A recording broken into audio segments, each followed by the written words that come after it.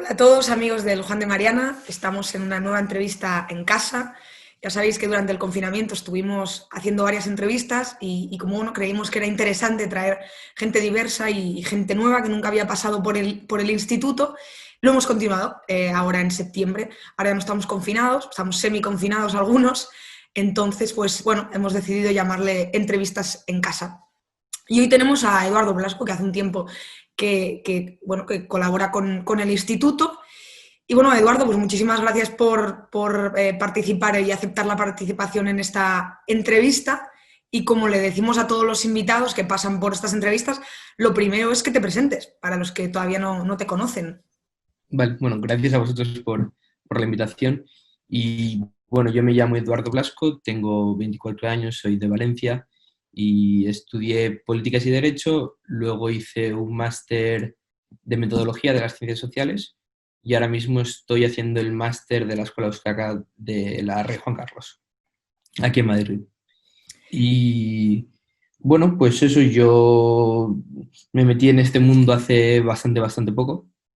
Había escuchado algo de Juan de Mariana, conocía a alguien que estaba algo metido, tal, y fue sobre todo a raíz de la LibertyCon, diría yo, que fue el detonante para mí de este año, lo que me motivó a venirme aquí a Madrid, lo que me motivó a empezar el máster de Economía de la Escuela Austríaca y todo, y entonces, bueno, pues creo que fue un paso decisivo para mí y aquí estoy. Y desde entonces me animé a escribir para Juan de Mariana, envié un artículo a José Augusto, le dije, bueno, a ver qué tal, me lo aceptó, me dijo si me quería incorporar a la parrilla y desde entonces pues escribo mensualmente para vosotros y muy contento. Pues la verdad es que yo personalmente me alegro de que actividades como la LibertyCon sirve bueno, que sirvan para detonante, para que a la gente le pasen cosas que son interesantes y si a ti te sirvió para animarte a venirte a Madrid y empezar una nueva etapa, pues vaya, Sí, sí. súper Yo, satisfechos del evento. yo el año pasado que estuve viviendo en Londres, pues iba mucho a las actividades del Adam Smith Institute y del Institute of Economic Affairs y allí conocí a Martí del Instituto Ostrom, que estoy seguro que lo conoces, y él fue quien me animó a ir al LibertyCon. Dije, bueno, va, voy a ir.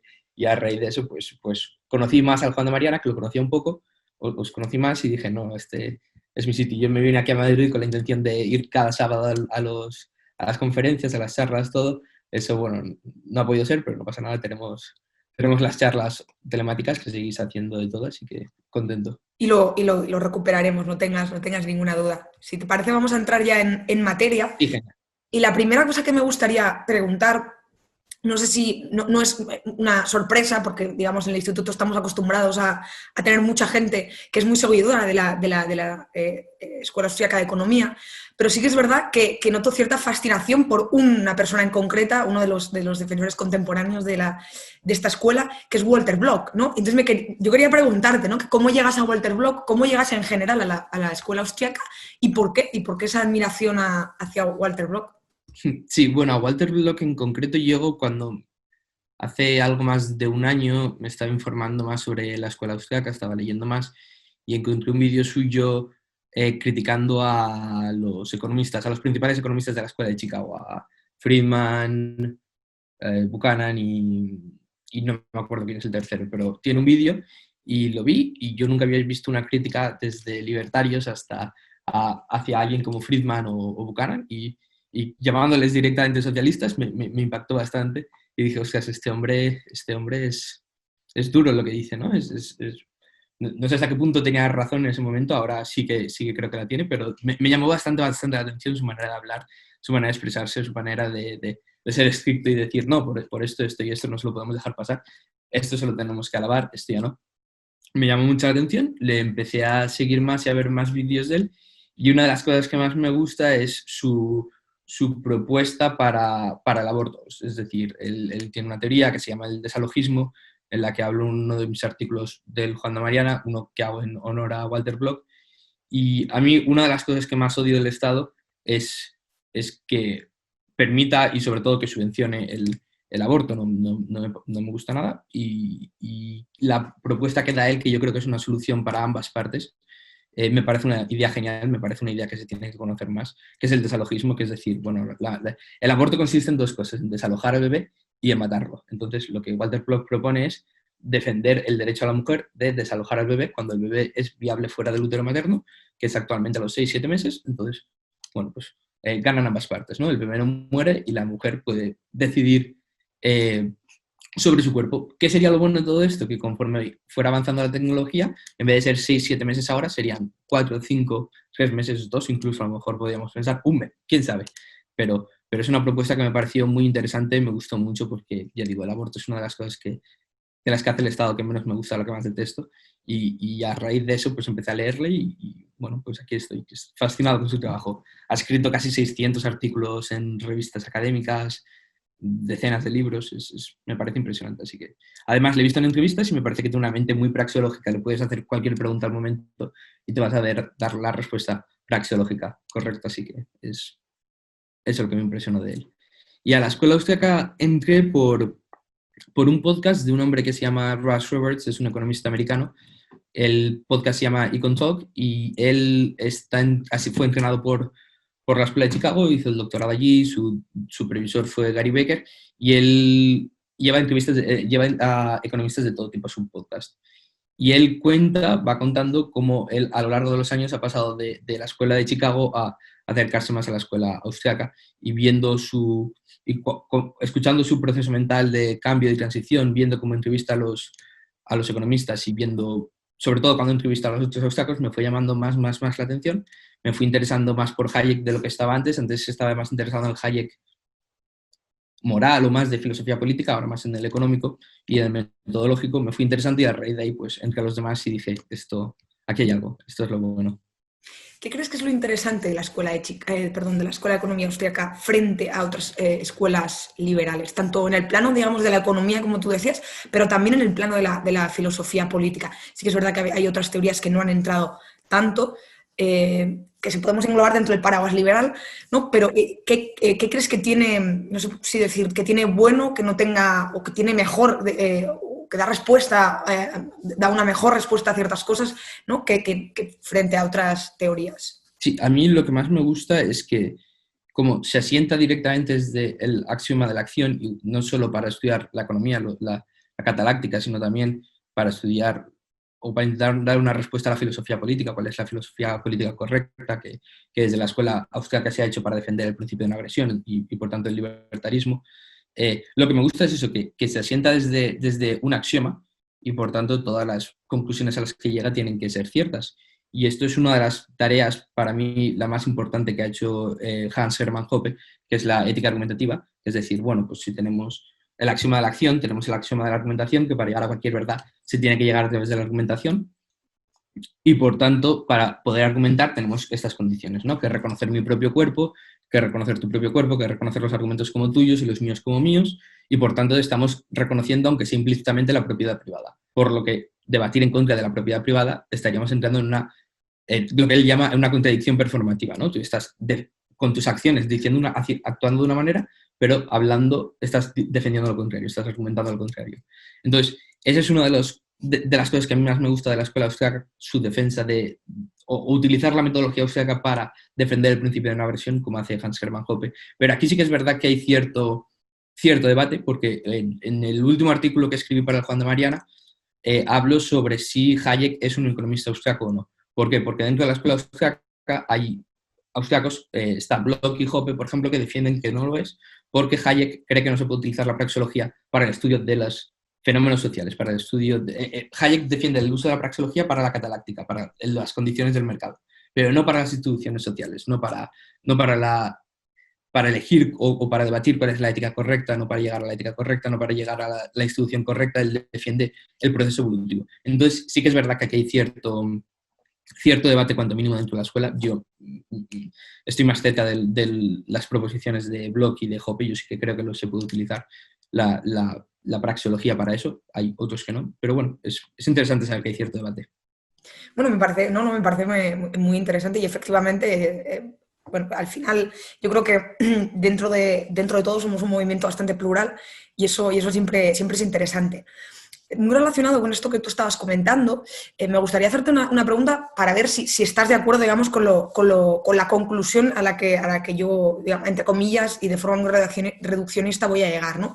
Claro, pareciera que si nos alineamos con los postulados de la escuela austríaca, tendríamos, digamos, que llegar, para ser coherentes, a posiciones, pues, ¿por qué no decirlo?, anarcocapitalistas, ¿no? Es decir, si nosotros entendemos, como tú decías, que el principio de no agresión, digamos, es lo que vertebra cualquier tipo de forma de relacionarnos con nuestro entorno, digamos que la única forma de respetar ese principio de no agresión, evidentemente, dando por hecho, digamos, que las asociaciones son voluntarias, sería llegar a una especie de anarcocapitalismo, o por lo menos defender la llegada a eso, ¿no? No sé si tú crees que esa es la consecuencia lógica, no sé si crees que se puede argumentar de otra forma y se pueden defender otros postulados, pues más minarquistas, ¿no? Y cierta intervención del Estado en algunas cosas, o de agentes coordinadores, digámoslo así,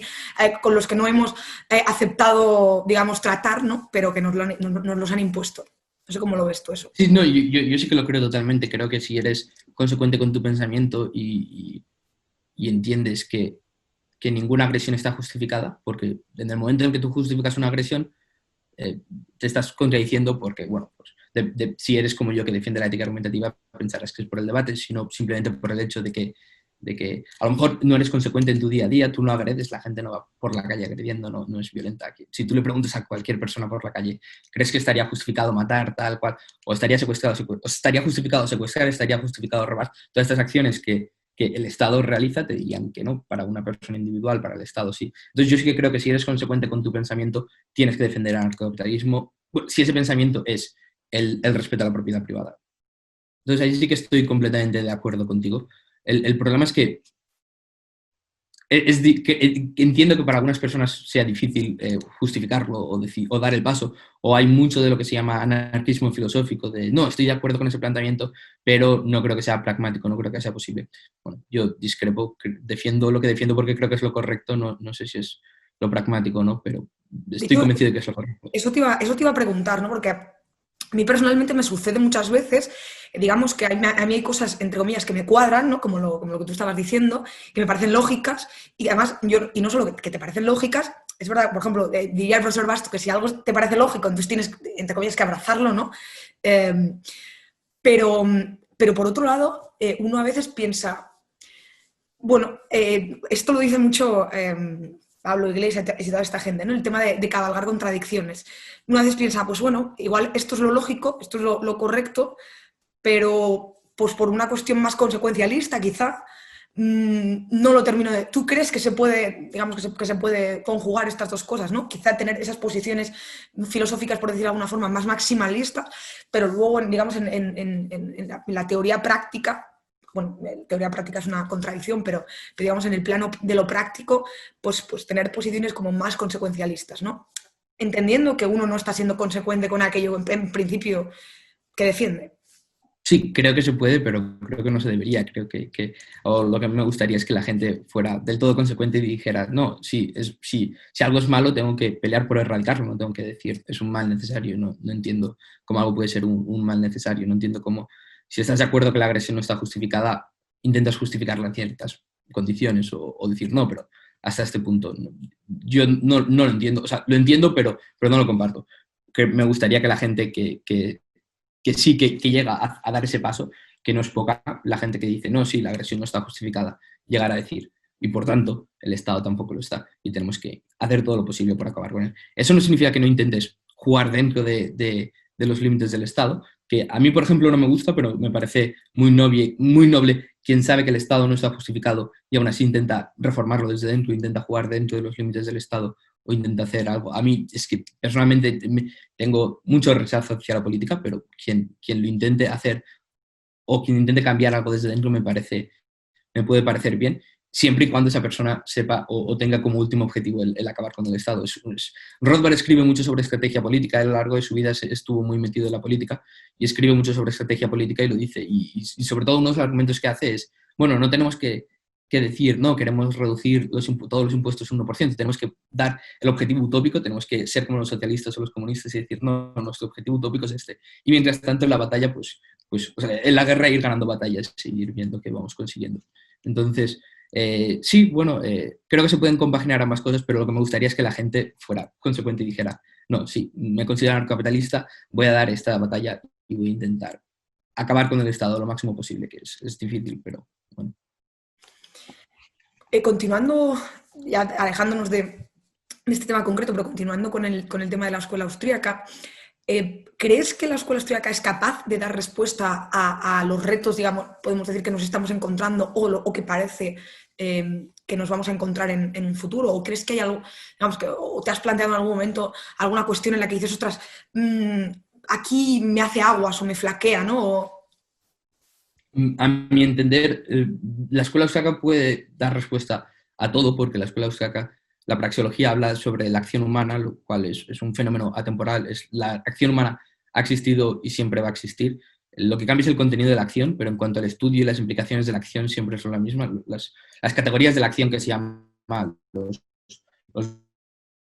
fines, medios, costes, beneficios, pérdidas, todo eso va a ser siempre igual. Entonces, creo que utilizando la praxeología, que es el análisis de la acción humana y de las categorías de la acción, siempre vas a poder utilizarlo para cualquier contexto, sea desde la acción humana en el Paleolítico hasta la acción humana en el año 3000 o 4000.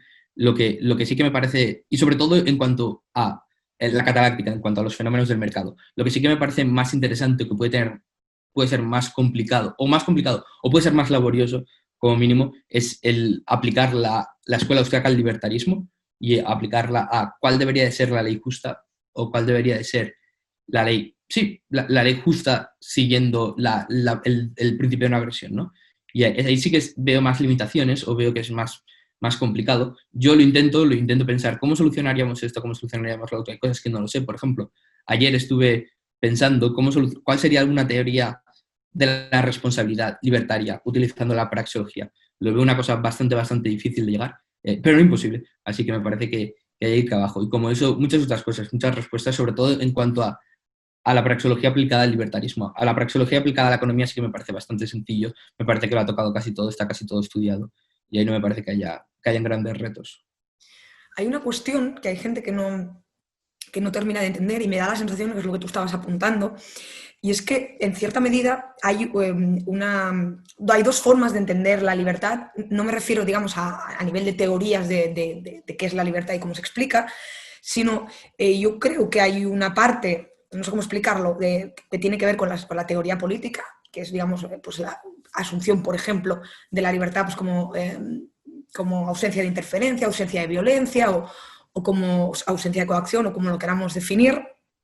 Y luego, por un lado, está aquella parte, y era lo que yo creía que estabas, y quizá me vas a tener que corregir, que creía lo que era lo que tú estabas diciendo, que es la parte de acuerdo, podemos entender, por ejemplo, que lo libertario o lo austríaco es defender la libertad de esta forma, o sea, como principio de no agresión o como lo que sea, pero por otro lado, podemos, digamos, también desde el libertarismo dar una serie de pautas que pese a que, digamos, no pretendemos que sean obligatorias, sí creemos que son deseables, ¿no? Y era lo que me estaba dando la sensación que tú decías, ¿no? Entender que tú decías, no termino de ver cómo aplicaríamos la praxeología, no sé si decías la teoría, a ciertos fenómenos de la teoría política o algo así.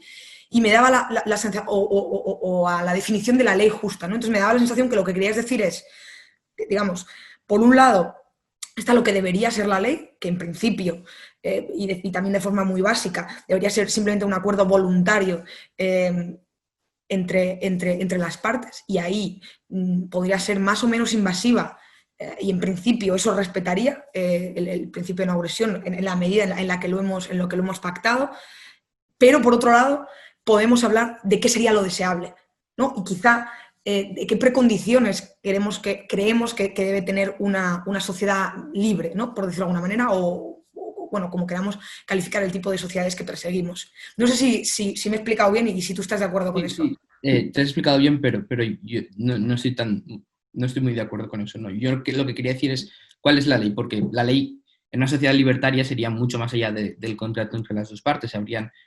Yo creo que habría la posibilidad de contratos imposibles. No te puedo vender algo que no existe, no te puedo crear dinero de la nada, no puedo hacer ciertas cosas, no te puedo vender algo que no es mío, por ejemplo. Entonces, la ley libertaria sería mucho más que simple contrato entre partes, aunque sí que sería la base de la sociedad, pero habría cosas que serían ilegales si vivieras en una sociedad de justicia privada, ¿no? Tú podrías decir, no, vamos a vivir en una sociedad de justicia privada, excepto por esto, esto y esto. Pero si fuera una sociedad de justicia privada, sí que habría varias cosas, como por ejemplo, ¿cuál sería la posición correcta en una sociedad de justicia privada sobre el aborto? Allá no es tanto la decisión entre partes, entre la mujer y el médico, sino que a lo mejor alguien podría decir no, porque yo estoy aquí para defender el derecho del niño. O entre un hermano, entre dos hermanos, uno que matara a otro, pues podría decir, bueno, pues sí o no. Es decir, que habría cosas que, más allá de eso, que sí que serían la ley, por así decirlo, si te quieres regir por un sistema de justicia privado. Y ahí es lo que intenta hacer Rothbard en La ética de la libertad. Y entonces Rothbard lo que dice en ese libro es, bueno, si viviéramos en un sistema de justicia privado, ¿cuál sería la ley para todos estos casos? Y va mucho más allá del simple contrato que... Y luego lo que tú apuntas creo que es lo que... Hay un debate también entre el movimiento libertario, que son los libertarios de brecha gorda y de brecha fina, que unos son los que dicen cuáles serían las condiciones ideales o cuál sería la mentalidad ideal en una sociedad libertaria, y otros que dicen, bueno, eso no nos importa, que ahí me meto yo más. Yo diría, eso ya no lo sé, ya no me importa tanto, no tengo mucha opinión al respecto de cuál debería ser la mentalidad o el tipo de sociedad ideal o cómo deberían de relacionarse las personas. Lo que me interesa más es cuál debería de ser la ley. Y ahí entra también cuál debería ser la ley del castigo, que es un tema que me interesa mucho, cuál es el castigo correcto, el máximo castigo apropiado. Pues eso ya no puede ser simplemente un contrato entre partes. Yo no puedo decir, vamos a decidir esto, o sí, pero en ausencia del contrato, ¿cuál debería de ser esa ley? Entonces, ¿cuál debería ser el máximo de violencia que yo como víctima puedo aplicar al agresor de vuelta? Pues hay un máximo, y creo que a ese máximo se puede llegar a través de la praxeología.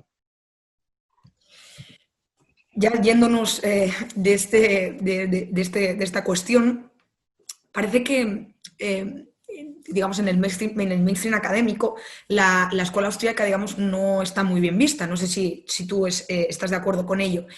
¿Crees que es quizá por la cuestión metodológica? ¿Crees que hay otras razones que lo explican? Creo que es desde luego por la cuestión metodológica, sí que estoy de acuerdo que desde el mainstream a la escuela austríaca se le ve como un culto, como una especie de secta, porque están muy apartados y critican mucho al otro y no entran en el juego. Entonces es como que todo el mundo hace la economía de una manera similar o por lo menos utiliza las mismas herramientas, y luego está la escuela austríaca que estamos apartados, que apenas interactúan excepto para criticar al mainstream, y sí que lo veo así. Y no me parece mal, quiero decir, bueno, ellos tienen sus incentivos, ellos están en sus departamentos, para que te contraten en un departamento de economía o sea, tienes que trabajar como ellos, si no, no te van a contratar. No van a contratar a alguien que critique todo lo que ellos hacen o que su trabajo ponga en peligro el trabajo de los demás. Entonces hay muchas barreras de entrada. Es lo que le pasó a Hayek cuando fue a Chicago. Hayek, cuando fue profesor de la Universidad de Chicago, no era profesor en el departamento de economía, sino en el de pensamiento político. ¿Por qué? Porque en el de economía hubiera criticado y hubiera contradecido todo lo que hacían los otros economistas. Entonces les hubiera puesto en peligro su trabajo. Y lo mismo con los austriacos, sobre todo cuando la crítica que hacen de los bancos centrales. Los bancos centrales dan mucho dinero a muchos economistas. Entonces yo entiendo que tengan los incentivos de atacar a la escuela austriaca, y es comprensible, quiero decir, yo no se lo tengo en cuenta, pero sí que me parece que es una cosa que no se les toma lo suficientemente en serio como yo creo que debería de tomárseles. En el Juan de Mariana hemos hablado bastantes veces de la cuestión de la metodología, y han pasado muchas personas que tienen opiniones muy distintas, y el otro día, el viernes, organizamos una jornada de finanzas y tuvimos una charla sobre los principios de inversión implícitos dentro de la escuela austríaca, y estuvimos hablando de modelización, de matematización, ¿no? Que son dos conceptos que en principio, y digamos, volviendo otra vez al reduccionismo, son ampliamente rechazados por parte de la escuela austríaca. No sé si tu posición también es, digamos, que irnos a lo práctico para ver si un fenómeno se da, es o no es posible, tiene o no tiene sentido, ya no tanto llegando a la modelización, sino simplemente pues toda la parte de investigación empírica o investigación cuantitativa, que muchas veces, digamos, no tiene necesariamente que incluir modelos demasiado complejos. ¿Tú cómo ves esa cuestión? Bueno, pues dentro de la escuela austríaca sí que he visto a veces el intento de modelización o matematización, y no me parece incorrecto siempre y cuando se intente utilizar para la visualización o para la visualización de los preceptos austriacos o de las leyes teóricas. Entonces, en ese caso sí que le veo cierto sentido, pero en cuanto a búsqueda de pruebas o búsqueda de falsificación o ver si es correcto o no, ahí sí que creo que está directamente en contra de los preceptos austriacos y de la metodología austriaca. Así que me parece importante saber por qué se utiliza y cuál es el fin y dejarlo bien claro, ¿no? Siempre que sea visualización y eso. Yo personalmente no lo veo necesario, pero si hay gente que lo ve necesario para ver su trabajo más pulido o lo que sea, pues bien, siempre que entienda cuáles son los límites y que sepa que no tiene ningún sentido buscar o intentar demostrar la verdad con esa matematización o formalización, porque lo que te dice la escuela austriaca son proposiciones analíticas, no son proposiciones empíricas. Lo que te dice son proposiciones que tienen que ser ciertas de por sí. Es decir, tú no vas al mundo exterior a buscar un triángulo de 4 lados. Si encuentras un triángulo de 4 lados, no es un triángulo, es un cuadrado, ¿no? Entonces, pues lo mismo pasa con las proposiciones analíticas. No tienes que ir a buscarlas. Sabes que el ser humano actúa utilizando unos recursos escasos para conseguir sus fines más valorados. Sabes que si has consumido una cosa no la puedes volver a consumir. Sabes que si no hay propiedad en los, perdón, en los medios de producción, no tienes manera de calcular si estás siendo eficiente o no a la hora de producir. O sea, todas estas cosas yo no les veo la necesidad de ir y demostrarlas o de comprobar su validez porque son necesariamente ciertas. Son proposiciones analíticas, son como la matemática o la geometría, no necesitas comprobar su Sí, verdadero, sí, sí, sí. cuán verdaderas son, no son, ¿no? Sí, no necesitas, no son potencialmente falsables. Sí, exacto. Entonces, de nuevo, depende de cuál sea la modelización y cuál sea el objetivo de esta.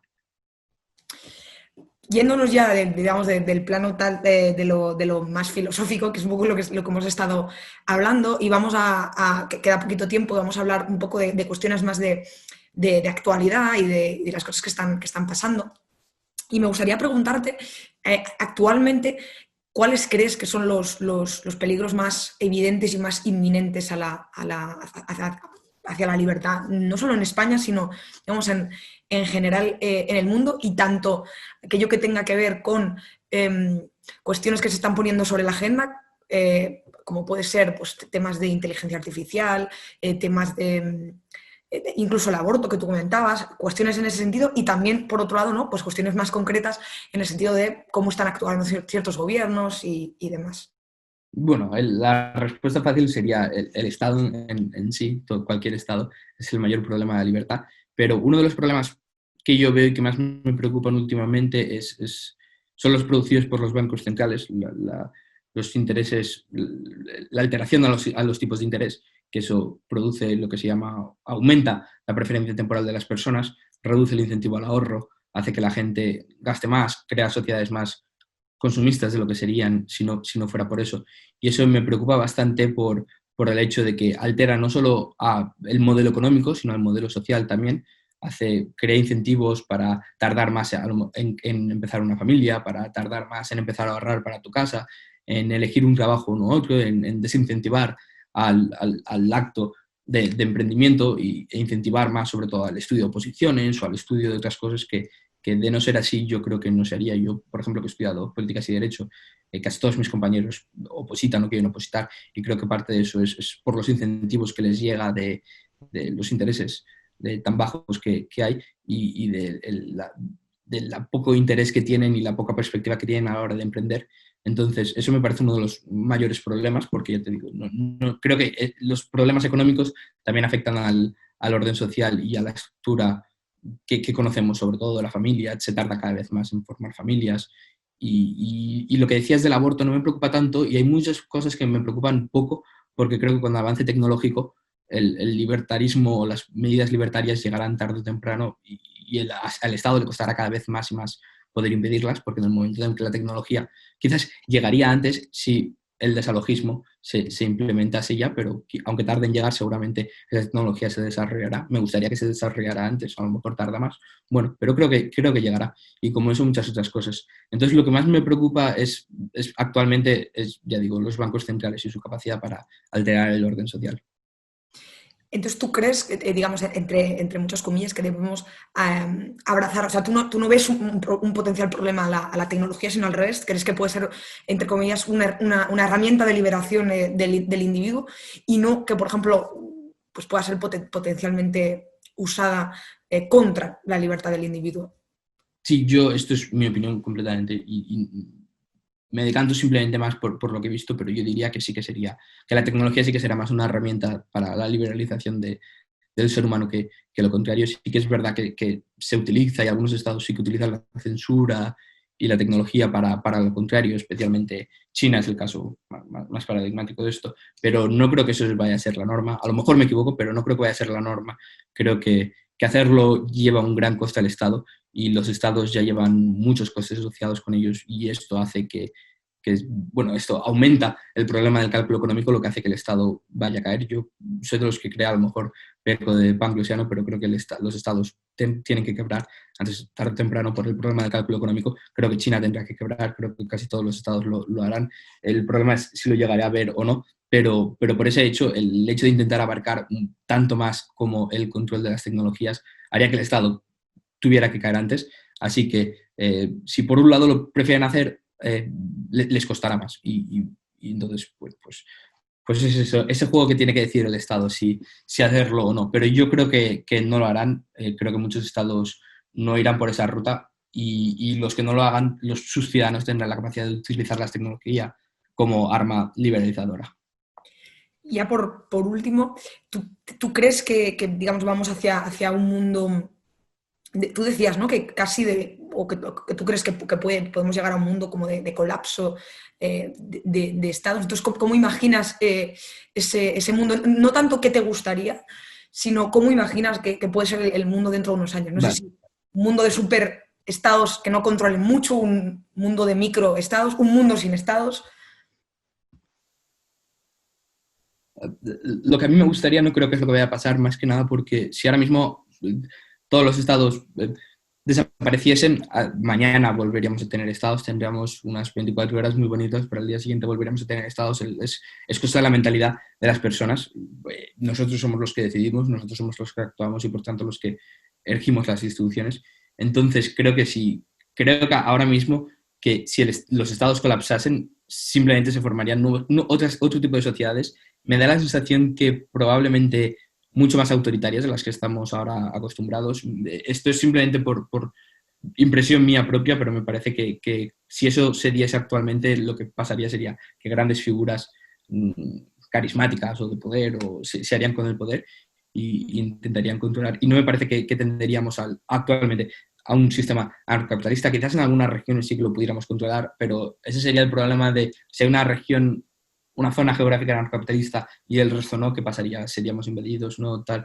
Entonces, ahora mismo si el Estado colapsase, lo vería muy crudo para que las sociedades anarcocapitalistas pudieran florecer. Me parecería que florecerían sociedades autoritarias, por lo que me parece muy importante que el trabajo de cualquiera que se crea amante de la libertad sea el intentar convencer a los demás de los bienes del anarcocapitalismo, de explicar cómo podría funcionar, explicar sistemas anarcocapitalistas pasados o pseudo-anarcocapitalistas de cómo han funcionado. Decir, bueno, pues si el Estado cayera, podríamos organizarnos de esta manera o de otra para que, ya digo, para que el día que pase, que creo que tiene que pasar, podamos tender a esas sociedades y no a sociedades mucho peores de las que estamos acostumbrados. Bueno, pues muchísimas gracias, Eduardo. Si te parece, lo dejamos aquí. Ha Claro.